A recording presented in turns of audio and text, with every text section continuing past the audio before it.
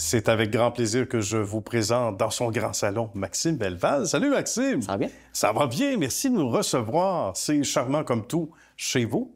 On est chez Remax d'ici, il faut le mentionner. Dans l'Est, tu es très connu, entre autres, et ailleurs, de plus en plus. Et suite à ce reportage, c'est dit bien humblement, tu vas l'être davantage encore, mais on t'aime déjà beaucoup dans le secteur de l'immobilier, dans l'Est de Montréal, la Naudière, entre autres. Exact, oui. Moi, j'ai le goût de savoir, tu sais, d'entrée de jeu, on s'intéresse à nos invités, puis c'est sincère et tu le sens bien. L'origine, la volonté de vouloir faire de l'immobilier, parce que c'est pas la carrière la plus facile. Tu as des entrepreneurs dans ta famille, mais pas de gens dans l'immobilier. Toute ma famille est dans le monde de la construction. Ah bon? OK. Mais moi, j'avais 3 passions. Le sport, la vente, puis le marketing. Bon. Puis en 2010, lorsque j'ai acheté ma première propriété, j'ai fait affaire avec un courtier immobilier, puis j'ai eu la piqûre. À part le sport que j'ai converti en immobilier, puis on est parti avec ça. Bien. Puis moi, je suis fier, comme tu disais en entrée de jeu, que non, j'ai pas de parents courtiers immobiliers ni de famille. J'ai vraiment franchi toutes les étapes. Quand j'ai commencé en 2012, puis aujourd'hui, en 2025, j'ai franchi toutes les étapes qu'un courtier immobilier peut faire. Je suis extrêmement fier de ça. Bien, il y a de quoi. Puis, parlant d'atomes crochus entre le sport, le hockey ou, par exemple, justement, de mettre de l'immobilier, tu dirais l'intensité, le travail, ça a l'air galvaudé, on entend ça partout, mais c'est vrai, c'est important. De ne pas compter les heures, de pas... d'être aussi, évidemment, persistant dans notre volonté d'atteindre les objectifs. Ouais. Beaucoup. Toujours être à l'écoute de son client. Puis, comme je l'ai dit, l'immobilier, c'est étape par étape. Que ce soit pour une carrière de courtier immobilier ou pour un acheteur ou un vendeur, il y a toujours des étapes à franchir dans l'étape de vente ou de l'achat, comme dans le cadre d'un courtier immobilier. Il y a aussi quelque chose qui ne ment pas, puis certains vont dire « Hey, ils nous feront pas pleurer parce que c'est un beau problème d'avoir l'air trop jeune. » Quand tu as commencé, là, écoute, tu avais 25 ans. À peu près, c'est ça. Quand j'ai commencé en 2012, le marché était complètement différent, premièrement. Écoute, on était dans un marché vraiment d'acheteurs à l'époque.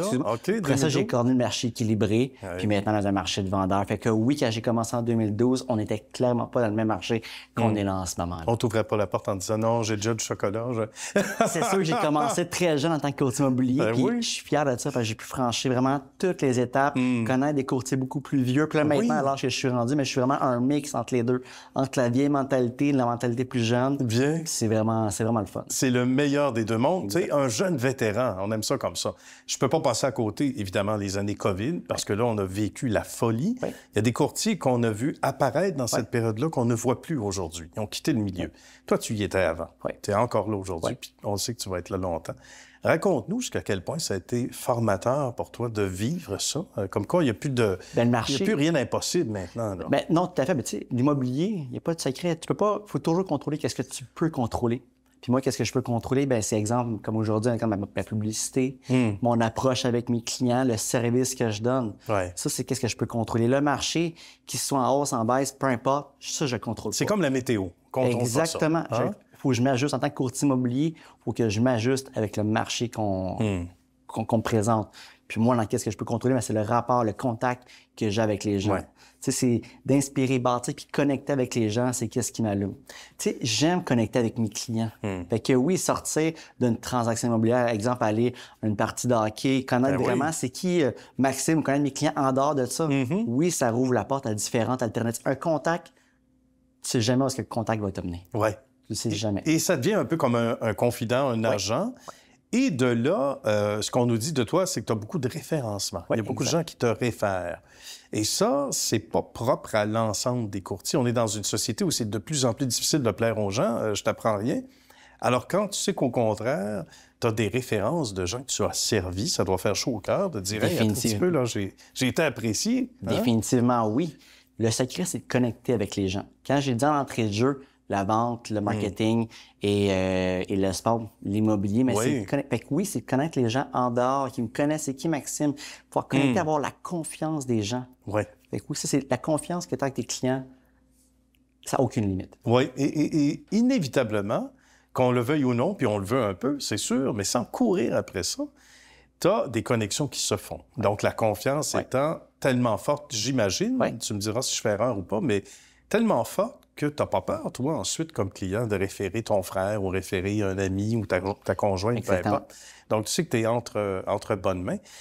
De toutes ces années, ça n'a jamais été linéaire, on disait, parce que le marché changeait, mais tu as toujours, toi, su que c'était important, j'imagine, dès le jour J. Et de là, je reviens à la famille d'entrepreneurs, de jamais laisser tomber ton monde. La rigueur, c'est important, là, dès ton premier jour. Quand on disait que toute ma famille n'est pas dans ce milieu-là, puis que oui, j'ai grandi dans des familles d'entrepreneurs. Donc oui, je connais les hauts et les bas, y faire face, pouvoir avancer, de persévérer. Donc oui, c'est ancré dans moi de pouvoir, justement, quand il arrive des défis dans la vie, de pouvoir trouver des solutions à ça. D'être résilient. Exactement. Il faut, ça vient pas tout seul, hein? Donc il faut travailler, etc. Et t'en es la preuve vivante que justement, t'as pas laissé ça aller et ça se poursuit.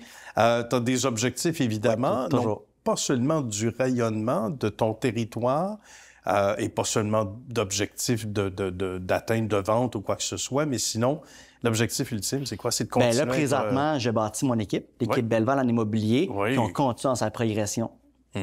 Donc oui, la famille s'agrandit. Exactement. Puis j'ai dans mon équipe la directrice marketing Maude Belval et aussi mon adjointe Cynthia Belval qui travaille en permanence avec moi. J'ai aussi d'autres membres de mon équipe qui sont présent continuellement avec moi. Donc, c'est motivant, ça aussi. Oui, exactement, que je peux impliquer ma famille dans mon projet d'équipe immobilière. C'est bien, ça, la famille dans les deux sens du terme. Merci beaucoup, mon cher Maxime. C'était une belle rencontre. Le plaisir pour moi. Bonne suite de succès à toi, surtout, puis à l'équipe. Merci. Merci.